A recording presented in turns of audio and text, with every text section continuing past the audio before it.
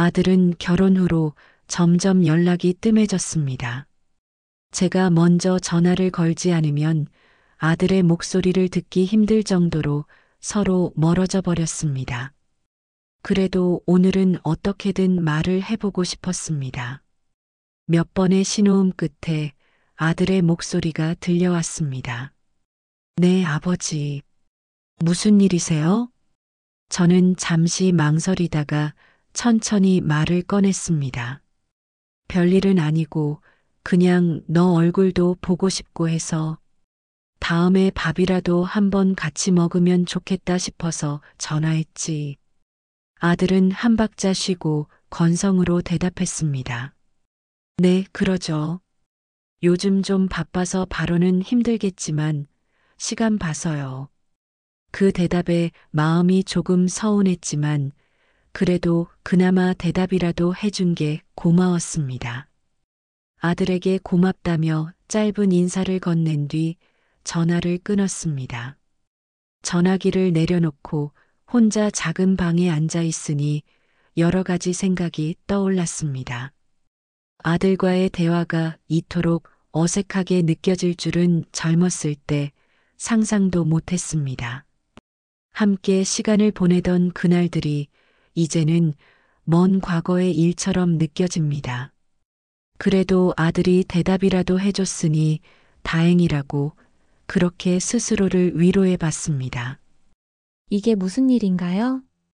사연자 정호근 님이 아드님과 관계가 소원해지신 것 같은데요. 아내분의 암투병으로 모은 돈을 모두 사용하고 혼자서 쓸쓸한 삶을 살고 계시다고 하네요. 오늘의 사연 들어보겠습니다. 사연 들으시기 전에 구독을 누르시면 건강과 평안을 얻게 되실 거예요. 안녕하세요. 저는 정호근입니다. 인천에서 태어나 평범한 삶을 살아왔습니다. 제가 살아온 인생을 짧게 요약하기는 어렵지만 나름대로 열심히 살았다고 자부합니다. 젊을 때는 성실하게 일하며 가족을 위해 최선을 다했습니다. 회사에서 주어진 일을 묵묵히 해내며 아내와 아들을 위해 살아왔죠. 아내는 제 삶의 중심이었습니다. 제가 힘들 때 항상 옆에서 응원해주고 함께 미래를 꿈꿨던 사람입니다. 그 아내가 암으로 투병하며 병원 신세를 지게 되었을 때 저는 가진 것을 모두 털어 치료비로 썼습니다. 그때는 돈이 얼마나 들든 제가 할 수 있는 모든 걸 해야 한다고 믿었습니다. 하지만 아내는 결국 하늘나라로 떠났고 남겨진 저는 깊은 상실감에 빠졌습니다. 아내가 떠난 후 제가 기대했던 건 오직 하나, 아들이었습니다. 하지만 아들은 결혼 후 자신의 가정을 꾸리고 나니 저와의 거리가 점점 멀어지더군요. 연락도 뜸하고 제가 먼저 전화를 걸어도 바쁘다며 곧잘 끊어버리기 일쑤였습니다. 그런 모습에 서운함이 쌓였지만 그렇다고 제가 아들에게 불만을 털어놓을 처지도 아니었습니다. 아내가 떠난 후로 집은 너무 조용했습니다. 밥을 먹을 때도 잠들기 전에도 늘 공허함이 가득했습니다. 텔레비전을 틀어놔도 그 소음이 저를 위로해주지는 못했습니다. 그렇게 몇 년을 지내다 보니 혼자라는 현실에 익숙해졌지만 가끔 그 익숙함이 참 무섭게 느껴졌습니다. 제가 돈을 아예 모으지 못한 것은 아니었습니다. 직장 생활을 오래 하면서 어느 정도 저축도 했고 아내를 떠나보낸 후에는 더 아껴 살았습니다. 하지만 그 돈이 얼마나 오래 갈지 알 수 없는 게 걱정이었습니다. 사람은 예상치 못한 일에 돈을 쓰게 되니까요. 저도 아내가 아플 줄은 상상도 못했으니까요. 오늘은 새벽에 잠이 오지 않아 동이 트기 전에 산책을 나갔습니다. 추운 겨울 공기가 얼굴을 스치는 게 꽤 매섭더군요. 아내와 함께였을 때는 이런 추위도 웃으면서 넘겼던 기억이 납니다. 하지만 이제는 혼자라는 사실이 가끔은 너무 선명하게 다가옵니다. 발길 닿는 대로 걷다 보니 부평공원에 도착했습니다. 이곳은 제가 자주 찾는 곳입니다. 여기에는 저처럼 나이가 들어 잠 못 이루는 사람들이 모입니다. 서로 안부를 묻거나 이야기를 나누며 시간을 보내곤 하죠. 오늘도 몇몇 익숙한 얼굴들이 보였습니다. 그 중에는 동수 씨도 있었습니다. 동수 씨는 폐지를 모아 생계를 이어가는 사람입니다. 차가운 날씨에도 유모차를 끌며 폐지를 모으는 모습이 안쓰럽지만 동시에 대단하게 느껴졌습니다. 동수 씨는 폐지를 모으며 한숨 섞인 목소리로 말했습니다. 요즘은 차 끌고 폐지 싹쓸이하는 사람들이 많아졌어요. 저희 같은 사람들은 폐지 몇 장 주어도 경쟁이 안 돼요. 그래도 이렇게라도 하지 않으면 먹고 살 방법이 없으니 어쩌겠어요.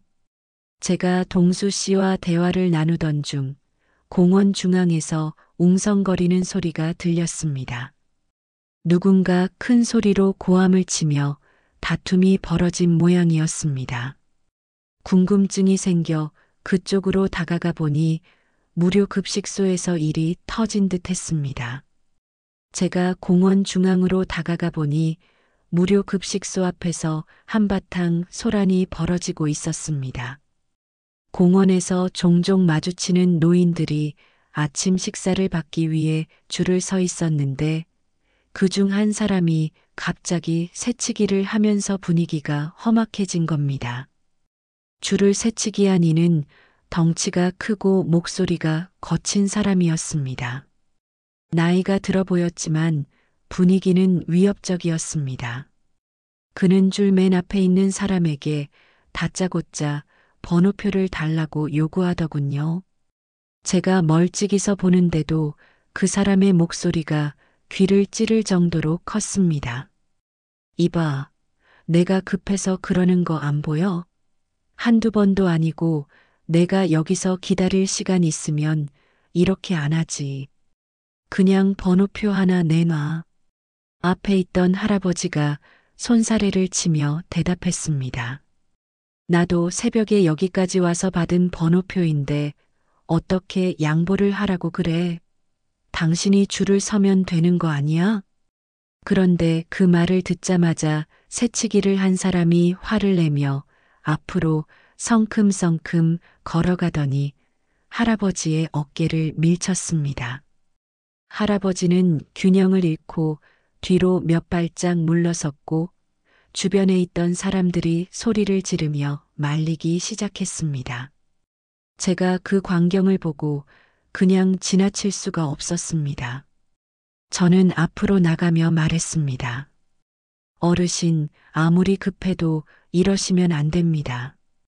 여긴 다들 추운 새벽부터 줄을 서서 기다리고 있는 사람들입니다. 남들 기다린 건 무시하고 번호표부터 달라는 게 말이 된다고 생각하십니까? 새치기를 한 사람이 저를 째려보며 코웃음을 쳤습니다. 너나 잘하세요. 남의 일에 신경 쓰지 말고. 나는 이런 데 자주 와서 얼굴이 익은 사람이야. 다들 내가 먼저 받아도 이해해. 저는 그 말을 듣고 기가 막혀 비꼬듯이 말했습니다. 자주 왔다고요? 그럼 더더욱 질서를 지켜야 하는 거 아닌가요?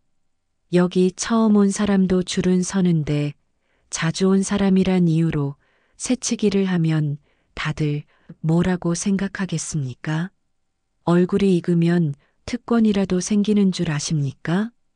그제야 주변 사람들도 저를 따라 한마디씩 하기 시작했습니다. 맞아. 여기 아무리 자주 와도 줄은 줄이지. 여기 사람들 다 힘들게 왔는데 왜 혼자만 특혜를 받으려고 해? 그 사람도 처음엔 고압적으로 나오더니 사람들이 한 목소리로 나무라자 점점 말을 잃어갔습니다. 결국 그는 고개를 푹 숙이고는 조용히 뒤로 물러섰습니다. 그 모습에 속이 조금 시원해졌지만 한편으로는 이런 일이 자주 일어난다는 생각에 씁쓸하기도 했습니다. 줄에서 밀려났던 할아버지가 저를 보고 고맙다며 한마디 했습니다. 젊었을 땐 나도 저런 사람한테 기죽지 않았는데 나이 드니 이래저래 참는다. 근데 자네가 말해줘서 정말 고맙네. 제가 고개를 끄덕이며 대답했습니다. 괜찮습니다, 어르신. 이런 일은 누구든 말해야죠. 혼자 참으면 계속 반복되니까요. 그 후로는 급식소 앞이 다시 평온해졌습니다. 저는 아침 식사로 나온 된장국과 주먹밥을 받으면서 조금 전 상황을 떠올렸습니다. 나이가 들어도 이렇게 억울한 일을 당하는 사람들은 어디에나 있구나 싶었습니다. 제가 밥을 먹고 있는데 옆자리에서 어떤 노인이 제게 말을 걸어왔습니다.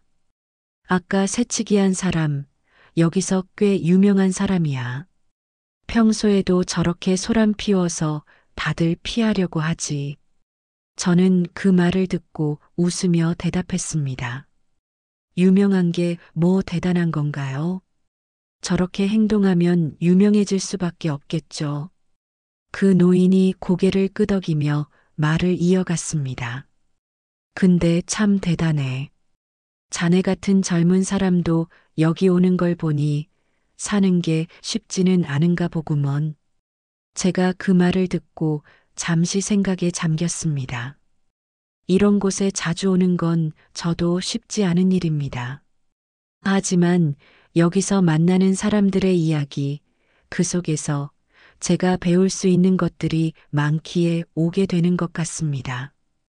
그렇게 밥을 다 먹고 자리를 정리하는데 또 다른 상황이 벌어질 조짐이 보였습니다. 제가 아침 식사를 마치고 자리를 정리하고 있는데 급식소 바깥쪽에서 또 다른 소란이 들려왔습니다. 이번엔 번호표를 받지 못한 누군가가 급식소 직원들과 실랑이를 벌이고 있는 모습이었습니다. 급식소에서는 아침 배식을 위해 선착순으로 번호표를 나눠주는데 늦게 온 사람들은 번호표를 받지 못해 밥을 먹지 못합니다. 번호표를 받지 못한 이는 얼굴이 검게 그을린 막노동을 오래 했을 듯한 사람이었습니다. 그는 급식소의 젊은 봉사자에게 불만을 터뜨리고 있었습니다. 내가 여기까지 추운데 달려왔는데 밥 한 끼도 못 먹고 가라고? 이게 사람을 대하는 거야? 봉사자는 당황한 표정으로 조심스럽게 설명했습니다. 죄송합니다.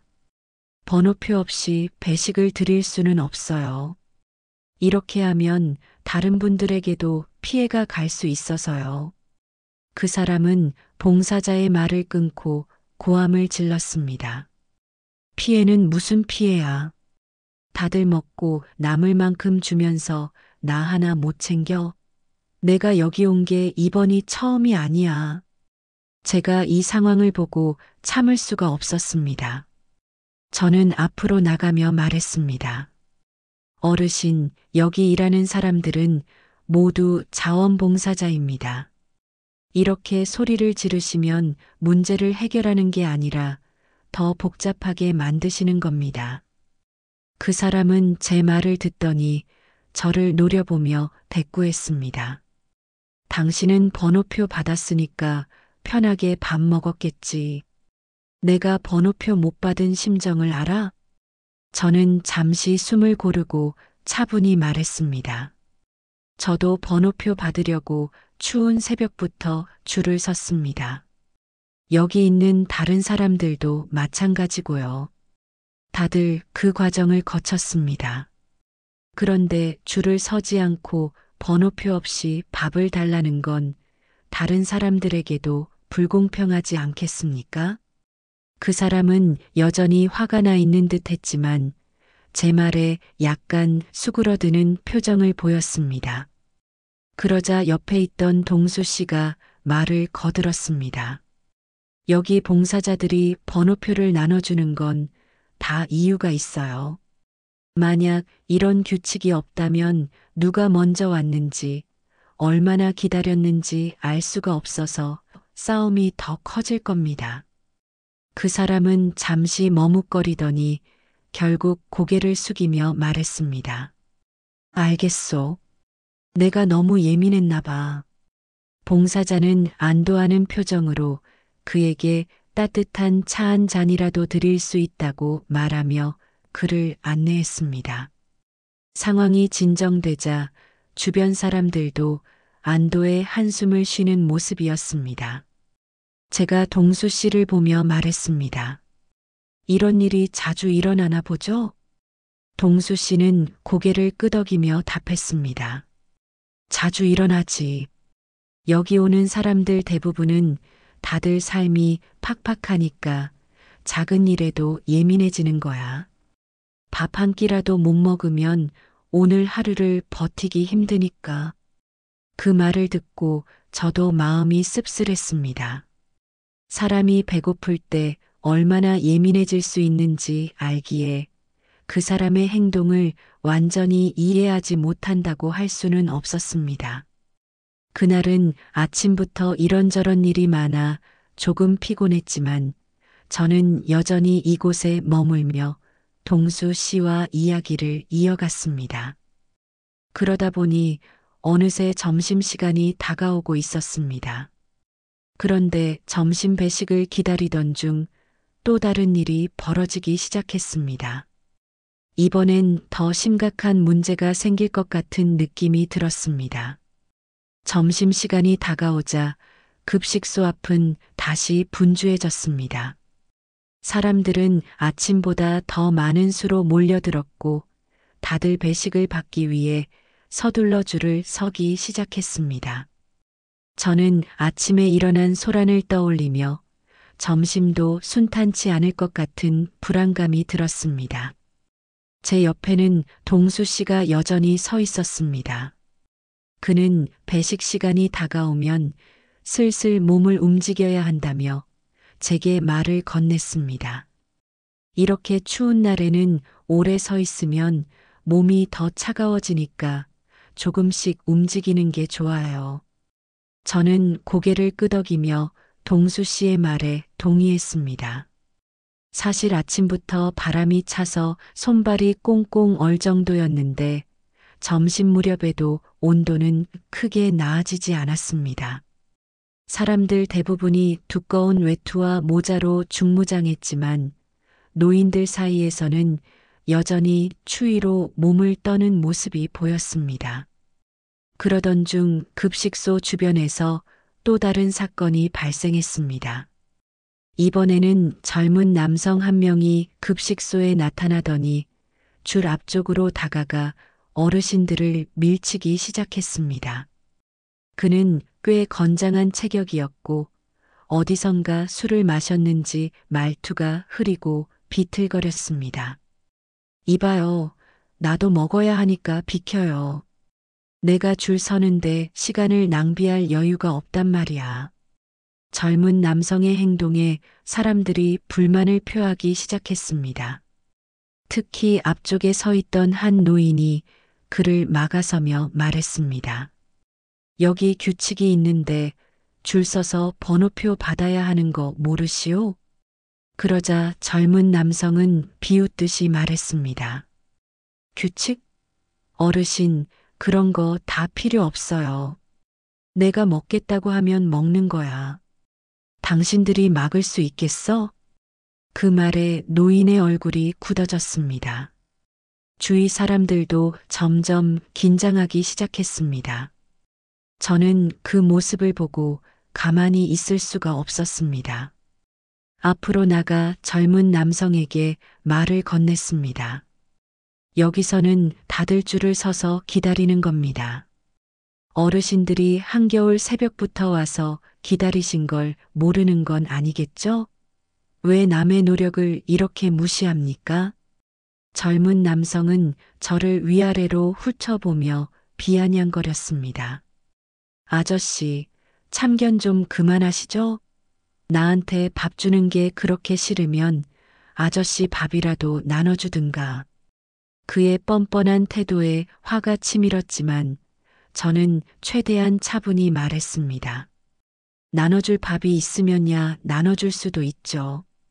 하지만 문제는 그게 아닙니다. 당신 같은 사람이 남의 노력을 우습게 보고 규칙을 무시하며 이기적으로 행동하는 게 문제라는 겁니다. 주변에서 웅성거리는 소리가 커졌습니다. 다른 노인들도 용기를 내 젊은 남성을 나무라기 시작했습니다. 젊은 사람이 힘도 있는데 여기 와서 왜 이러는 거야? 나이 드신 분들이 아침부터 추위에 떨며 기다렸는데 양심이 있으면 그러지 마라. 젊은 남성은 잠시 머뭇거리더니 이내 화를 내며 소리쳤습니다. 아, 시끄러워. 다들 나만 미워하네. 어차피 나도 힘들어서 왔는데 왜 나만 나쁘다고 그래? 저는 그 말을 듣고 깊은 한숨을 내쉬며 말했습니다. 힘든 건 모두가 마찬가지입니다. 하지만 힘든 상황에서도 최소한의 예의를 지키는 게 사람답게 사는 거 아닙니까? 당신이 이렇게 행동하면 결국 아무도 당신을 돕지 않을 겁니다. 결국 젊은 남성은 주변의 시선을 의식했는지 더 이상 말하지 않고 자리를 떠났습니다. 저는 그의 뒷모습을 보며 씁쓸한 마음이 들었습니다. 분명 그도 무언가 사정이 있어 이곳에 왔겠지만 그 행동은 이해하기 어려웠습니다. 점심 배식은 다행히 그 후로 큰 문제 없이 진행되었습니다. 저는 동수 씨와 함께 비빔밥과 소고기 무국을 받아들고 급식소 안으로 들어갔습니다. 식사를 하면서도 젊은 남성의 모습이 자꾸 떠올랐습니다. 동수 씨도 같은 생각을 했는지 고개를 저으며 말했습니다. 세상 참 각박해졌어. 젊은 사람도 여기 와서 저렇게 밥 한 끼 얻으려고 싸움질을 하는 세상이니 우리 같은 노인들은 더 설 자리가 없어지는 거지. 그 말을 듣고 저도 마음이 무거웠습니다. 노인들도 젊은 사람들도 모두 힘든 현실 속에서 살아가고 있었습니다. 하지만 서로를 위하는 마음이 없다면 이런 힘든 세상은 더 힘들어질 뿐이라는 생각이 들었습니다. 점심을 마치고 밖으로 나오니 해가 조금 떠서 그런지 기운이 아침보다는 나아졌습니다. 하지만 또 다른 일이 기다리고 있을 것 같은 예감이 들었습니다.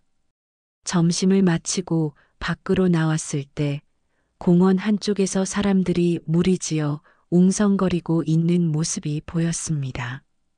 처음엔 무슨 일이 벌어지고 있는지 몰라 그냥 지나치려 했지만 점점 목소리가 커지는 걸 보고 발걸음을 멈췄습니다. 제가 동수 씨에게 물었습니다. 저기 뭐 하는 건가요? 동수 씨는 저쪽을 바라보다 고개를 갸웃하며 말했습니다. 글쎄요, 저도 잘 모르겠네요. 한번 가볼까요?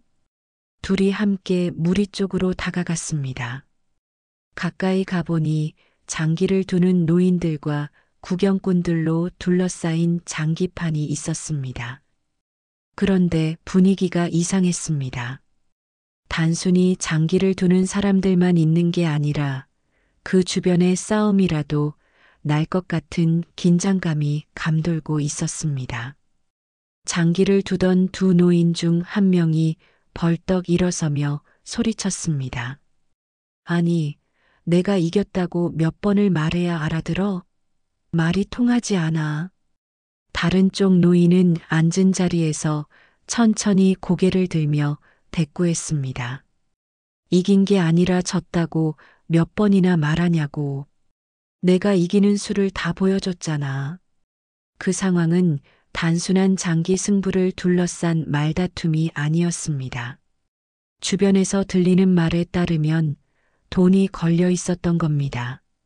몇몇 노인들은 장기를 둘 때 작은 금액을 걸곤 했는데 이번에는 그 금액이 꽤 컸던 모양이었습니다. 싸움은 점점 격해졌습니다. 이긴 쪽이라고 주장하는 노인은 상대방의 팔을 붙잡으며 소리쳤습니다. 약속한 대로 돈 내놔. 장난하는 것도 아니고 왜 약속을 어겨? 상대방은 팔을 휘저으며 버럭 소리를 질렀습니다. 내가 왜 져? 내가 졌으면 당연히 줄 텐데 내가 이겼는데 왜 돈을 내놔야 돼? 그 순간 분위기가 급격히 험악해졌습니다. 구경꾼들 사이에서 훈수를 두던 사람들도 목소리를 높이며 서로 맞서기 시작했습니다. 어떤 이는 한쪽을 두둔하며 저쪽이 맞아. 장기 두는 걸 내가 다 봤어. 라고 말했고 다른 이는 반대편을 두둔하며 아니야, 이긴 사람은 이쪽이야. 라며 목소리를 높였습니다. 그때 제가 앞으로 나서며 말했습니다. 여러분, 여기서 이렇게 소란을 피우면 결국 다들 손해보는 거 아닙니까? 이렇게 다툴 일이면 공정하게 다시 확인하거나 해결책을 찾아야지. 왜 서로 이렇게 싸우고 있는 겁니까? 사람들은 잠시 제 말을 들으며 수군거리기 시작했습니다. 제가 말을 이었습니다. 돈이 걸렸다고 하니 더 조심해야 할 일 아닙니까? 공원에서 이런 식으로 싸움이 나면 결국 여기 오는 우리 모두가 곤란해질 뿐입니다. 그 말을 듣고 잠시 조용해지나 싶더니 갑자기 싸우던 두 노인 중 한 명이 저를 향해 소리쳤습니다. 그럼 당신이 나서서 해결해봐. 말로는 쉬운 소리 누구나 하지. 그 순간 어이가 없어서 제가 웃으며 대답했습니다. 좋습니다. 그럼 제가 여기 있는 사람들에게 묻겠습니다. 두 분 중 누구의 주장이 더 타당한지 말해보라고요. 모두가 한쪽을 지지한다면 그쪽을 따르는 게 맞지 않겠습니까? 사람들이 제 말을 듣고 하나둘씩 손을 들며 자신이 본 상황을 설명하기 시작했습니다. 이야기를 들으니 돈을 달라고 주장하는 노인의 말이 더 설득력이 있었습니다. 장기수를 놓고 논쟁하는 부분에서도 대부분이 그쪽의 손을 들어줬습니다. 결국 돈을 걸고 졌다고 하는 쪽이 마지못해 돈을 꺼내며 말했습니다. 알았어요. 내가 졌다고 치고 줄게. 하지만 다음에는 이런 일 없도록 똑똑히 알아둬요. 상황이 마무리되는 듯 했지만 여전히 찝찝한 기운이 남아 있었습니다. 공원에서 이런 일이 자주 일어난다면 결국 더 큰 문제가 생길지도 모른다는 생각이 들었습니다. 제가 동수 씨를 보며 말했습니다. 공원에서 장기를 두며 돈을 꺼는 건 문제가 많아 보이네요. 이런 식으로 싸움이 일어나면 결국 우리 모두가 불편해질 겁니다. 동수 씨는 한숨을 쉬며 대답했습니다. 맞아요. 여기 오는 사람들이 다들 사정이 어렵다 보니 이런 사소한 일에도 서로 나를 세우는 거죠. 근데 이게 자꾸 반복되니 나중엔 더 큰 싸움으로 번질까 걱정입니다. 제가 고개를 끄덕이며 답했습니다.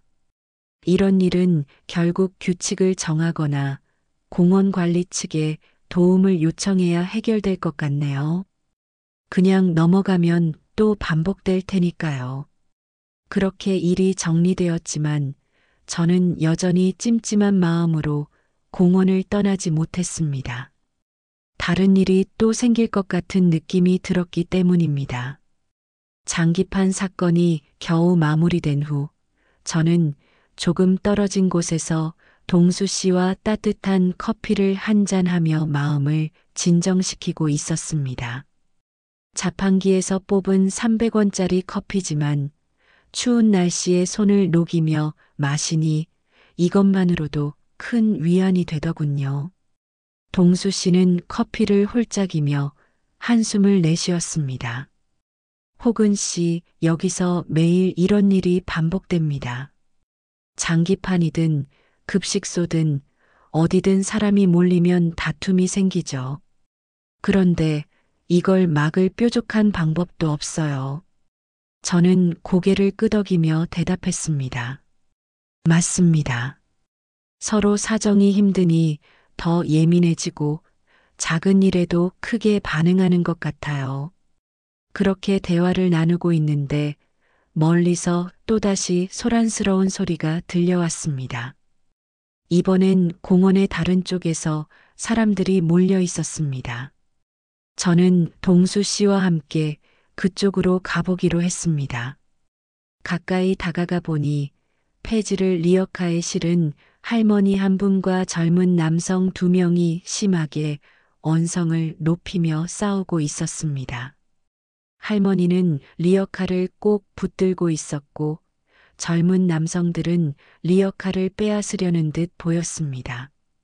한 젊은 남성이 할머니를 향해 비웃으며 말했습니다. 할머니, 우리도 먹고 살기 힘들어서 그러는 거니까 그냥 줘요. 이 리어카는 우리가 먼저 봤다고요. 할머니는 그 말을 듣고 떨리는 목소리로 대답했습니다. 무슨 소리야? 내가 이틀 동안 새벽부터 돌아다니면서 주운 폐지들이야. 이걸 가져가면 나는 오늘 아무것도 못 먹고 집에 가야 해. 다른 젊은 남성이 냉소적으로 말했습니다. 할머니, 이 동네에서는 우리 룰이 있어요. 우리 허락 없이 폐지 주우면 다 우리 거야. 그냥 얌전히 주는 게 좋을걸요? 그들의 태도에 화가 치밀었지만 일단 상황을 정리해야겠다는 생각이 들었습니다. 제가 앞으로 나서며 말했습니다. 여기서 지금 무슨 일이 벌어지는 겁니까? 두 분은 도대체 왜 이 할머니를 괴롭히고 있는 거죠? 젊은 남성 중 한 명이 저를 보며 비웃듯 말했습니다. 뭐야, 또 나서는 사람이 있네. 우리도 먹고 살려면 이거라도 가져가야 한다니까? 할머니가 우리 구역에서 주운 거니 우리 거야. 저는 그 말을 듣고 쓴웃음을 지으며 대답했습니다. 구역이요? 여기가 무슨 마피아 구역입니까? 길거리에 떨어진 폐지를 누가 먼저 주었는지는 할머니가 더 잘 알 테니 괜한 핑계는 집어치우시죠. 다른 남성이 한 발짝 다가오며 위협적으로 말했습니다. 아저씨, 우리 일에 끼어들지 말고 가던 길이나 가세요. 괜히 나섰다가 봉변당할 수도 있어. 저는 그의 눈을 똑바로 쳐다보며 단호히 말했습니다. 봉변이요? 봉변을 당할 사람은 누군지 모르겠군요. 당신들이 여기서 계속 이러면 경찰을 부르는 수밖에 없겠네요. 제 말에 남성들이 잠시 멈칫하더니 서로 눈치를 보기 시작했습니다. 그때 주변에서 다른 노인들이 몰려들어 상황을 지켜보고 있었고 점점 남성들에게 불리한 분위기가 형성되었습니다. 동수 씨도 한마디 거들었습니다. 여기 있는 사람들 다 봤어요. 할머니가 이 리어카를 끌고 온 것도 폐지를 직접 주운 것도 당신들이 이걸 가져가려는 건 명백히 잘못된 일이에요. 결국 남성들은 더 이상 버티지 못하고 한마디 욕을 내뱉으며 자리를 떠났습니다. 할머니는 안도의 한숨을 쉬며 떨리는 손으로 리어카를 꼭 붙잡았습니다. 제가 다가가 조심스레 물었습니다. 괜찮으세요? 많이 놀라셨겠어요. 할머니는 울먹이며 대답했습니다. 정말 고마워요. 이걸 빼앗겼으면 오늘 하루 종일 굶을 뻔했어요. 요즘은 이렇게 젊은 사람들이 폐지를 싹쓸이해 가는 바람에 저희 같은 사람들은 설 자리가 없어요. 그 말을 들으니 마음이 더 무거워졌습니다. 폐지를 줍는 일조차 경쟁이 되어버린 현실이 참 씁쓸했습니다. 그 일이 있은 후 저는 동수 씨와 함께 조금 더 공원을 둘러봤지만 마음 한구석에 찜찜함은 쉽게 사라지지 않았습니다. 이곳에서 만나는 모든 사람들은 다들 자신만의 사연을 가지고 힘든 현실을 살아가고 있었습니다. 하지만 서로를 존중하지 않으면 그 삶은 더 고단해질 수밖에 없다는 생각이 들었습니다. 그날 오후는 공원 곳곳에서 크고 작은 소란이 끊이질 않았습니다. 폐지를 둘러싼 사건이 끝나고 나서 저는 동수 씨와 다시 커피 자판기로 향했습니다. 자판기 앞에는 이미 다른 노인 몇 분이 줄을 서 있었습니다. 그 중에는 익숙한 얼굴도 있었고 새로 본 얼굴도 있었습니다.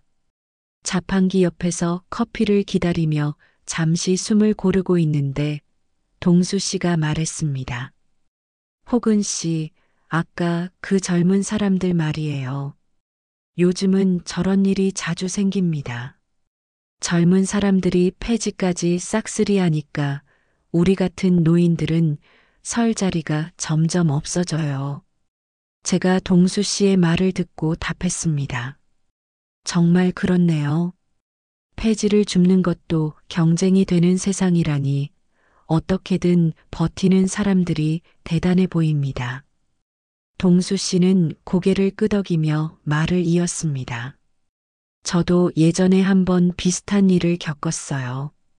젊은 사람들이 제 유모차를 빼앗아 가려 해서 한참을 실랑이 했죠. 결국 그날은 아무것도 못 주었어요. 그의 이야기를 들으니 다시금 마음이 무거워졌습니다. 커피를 받아들고 동수 씨와 자리를 옮겨 앉아 한 모금 마셨습니다. 따뜻한 커피 한 잔이 속을 달래는 듯 했지만 마음 깊은 곳에서는 묘한 불안감이 스멀스멀 올라왔습니다. 그러던 중 멀지 않은 곳에서 또 다른 소란이 일어났습니다. 이번에는 장기판 근처였습니다.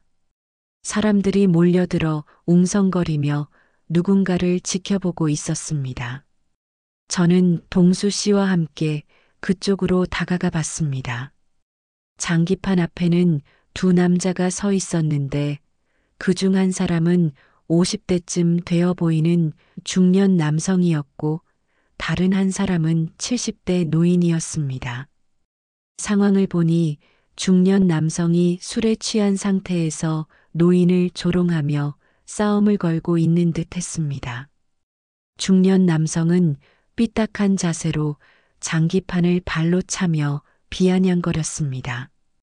어르신, 그렇게 똑똑하면 돈이라도 많이 벌어놓지 그랬어요? 여기서 겨우 장기 두면서 시간 때우는 꼴을 보니 웃기네요. 노인은 분노로 얼굴이 달아올랐지만 말을 아끼며 대꾸했습니다. 장기를 두면서 내 나름대로 치매라도 예방하려고 하는 겁니다. 남의 사정 모르면 가만히 있는 게 좋을 겁니다. 하지만 중년 남성은 물러설 기미가 없었습니다. 그는 노인의 말에 더 큰 소리로 웃으며 조롱했습니다. 치매 예방? 여기서 아무리 장기둬도 달라질 게 없어요. 어차피 다 늙어서 힘도 없는데 뭐하러 발버둥 치는 거예요?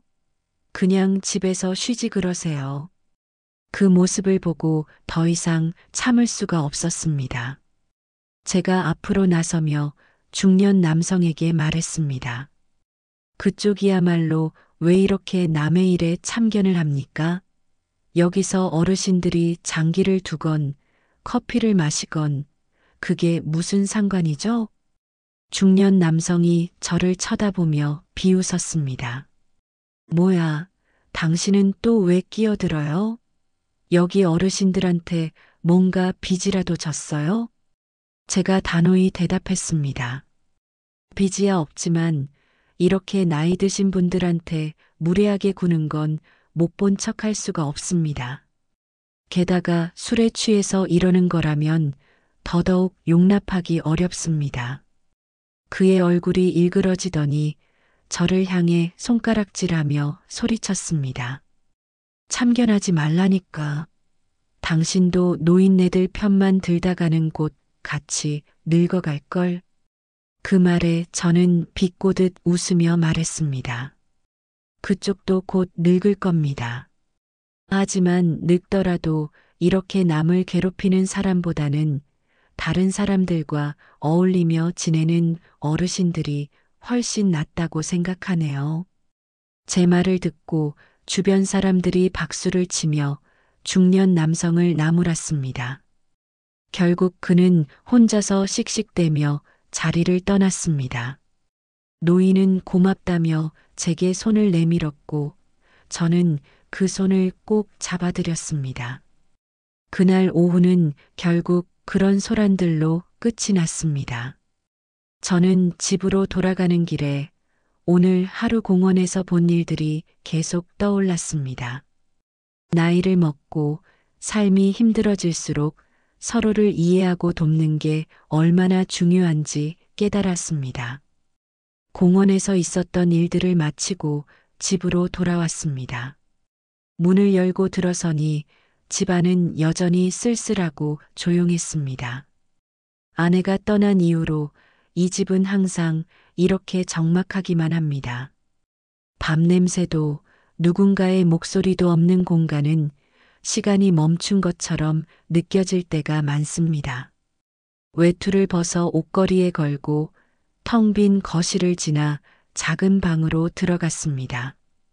방 안에는 오래된 책장과 아내의 사진이 놓인 조그마한 테이블이 있었습니다. 아내의 사진을 잠시 바라보며 한숨을 내쉰 후 휴대전화를 들고 아들에게 전화를 걸어야겠다는 생각이 들었습니다. 아들은 결혼 후로 점점 연락이 뜸해졌습니다. 제가 먼저 전화를 걸지 않으면 아들의 목소리를 듣기 힘들 정도로 서로 멀어져 버렸습니다. 그래도 오늘은 어떻게든 말을 해보고 싶었습니다. 몇 번의 신호음 끝에 아들의 목소리가 들려왔습니다. 네, 아버지. 무슨 일이세요? 저는 잠시 망설이다가 천천히 말을 꺼냈습니다. 별일은 아니고 그냥 너 얼굴도 보고 싶고 해서 다음에 밥이라도 한번 같이 먹으면 좋겠다 싶어서 전화했지. 아들은 한 박자 쉬고 건성으로 대답했습니다. 네, 그러죠. 요즘 좀 바빠서 바로는 힘들겠지만 시간 봐서요. 그 대답에 마음이 조금 서운했지만 그래도 그나마 대답이라도 해준 게 고마웠습니다. 아들에게 감사하다며 짧은 인사를 건넨 뒤 전화를 끊었습니다. 전화기를 내려놓고 혼자 작은 방에 앉아 있으니 여러 가지 생각이 떠올랐습니다. 아들과의 대화가 이토록 어색하게 느껴질 줄은 젊었을 때 상상도 못했습니다. 함께 시간을 보내던 그날들이 이제는 먼 과거의 일처럼 느껴집니다. 그래도 아들이 대답이라도 해줬으니 다행이라고 그렇게 스스로를 위로해 봤습니다. 침대에 누워 천장을 바라보다가 아내의 사진을 한 번 더 쳐다봤습니다.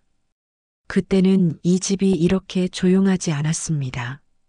아내가 웃으며 저를 맞아주고 아들도 거실을 활보하며 집안 가득 활기를 불어넣던 시절이 있었지요. 그 모든 것이 지나갔다는 사실이 여전히 믿기지 않지만 그래도 저는 살아가야 합니다. 아내가 떠날 때 마지막으로 했던 말처럼 건강하게 살아야 해라는 다짐을 잊지 않으려고 노력해야겠지요.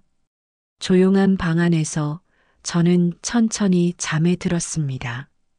아들의 짧은 대답이 씁쓸했지만 그것조차 제게는 작은 위안이었습니다. 오늘도 이렇게 하루가 지나갑니다. 오늘의 사연 들으시고 어떤 생각이 드셨나요? 사연자분께 해주고 싶으신 말씀 있으시면 댓글 부탁드리고 구독을 누르시면 여러분께 내일 좋은 소식이 찾아올 거예요. 그럼 다음 사연에서 만나 뵙겠습니다. 감사합니다.